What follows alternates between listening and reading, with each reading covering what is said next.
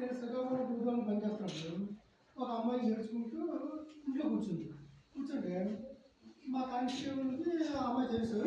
ఎందుకు అమ్మాయి ఏడుస్తున్నారంటే ఇలాగా నా డబ్బులు 1,00,000 పోయింది, మళ్ళీ ఇంకా డబ్బులు డిమాండ్ చేస్తున్నారు, చేయకపోతే కనుక డబ్బులు ఇవ్వకపోతే పోలీస్ కేసు పెట్టి జైలు పంపించేస్తాను అంటున్నారని ఏడుస్తున్నారు. ఏదో ఒకటి కానీ తక్కువ నొక్కేస్తారు, 2దో 3దో 10దో.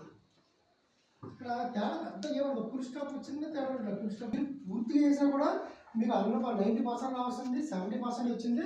కాబట్టి మళ్ళీ టెస్ట్ పడుతుంది, అలాగా మబ్బి పెట్టి మీరు ఇలా చేయగలరు. లాస్ట్ ఏం చెప్తే తెలిసిన బాంబు పేలుస్తారు.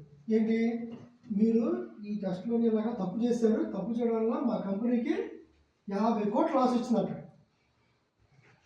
50 కోట్లు లాస్ వచ్చింది, మరి మీరే ఇది తప్పు చేశారు కాబట్టి మీ మీదే కేసు వేస్తాము అని భయపెట్టేస్తారు.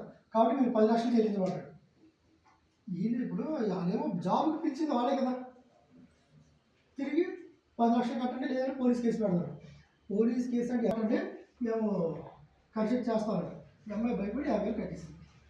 కట్టిన తర్వాత మేము మీరు 50,000 కంపెనీ పెట్టామండి. కంపెనీ అయితే పెద్ద డైరెక్ట్ మన తాలూకు ఫ్రెండ్స్కి చెప్పాలి, మన తాలూకు ఇంటి కుటుంబ సభ్యులకి రిలేషన్ అందరూ కూడా ఇంటి జరుగుతున్నాయి, వీటికి జాగ్రత్తగా ఉండండి.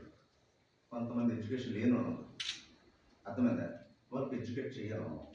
మనం ఎడ్యుకేట్ అవుతూ వాళ్ళనే అది మనకు శాశ్వతంగా కష్టపడి చదవాలి, ఓపిక ఉండాలి. అర్థమైందా, అలాంటిది కొద్దిగా లేట్ అయినా పర్వాలేదు, అది ఆ సక్సెస్ అనేది జీవితాంతం శాశ్వతంగా నిలిచిపోతుంది. టీచర్స్ ఉన్నారు, కష్టపడి చదివారు,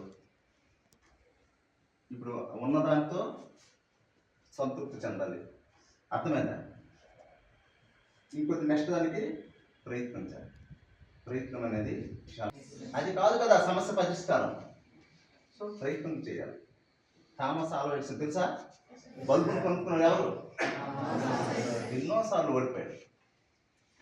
ఎన్నోసార్లు ఆయన ప్రయత్నంలో బల్బు పోతుండడం, మళ్ళా తయారు చేయడం వల్ల పోతుండడం. అలాగనే గడ్డలు అంతా పెంచుకొని ఈరోజు నైట్ కూడా పగల్లాగా ఉంటున్నాం, అవునా కదా? సో ప్రయత్నం అనేది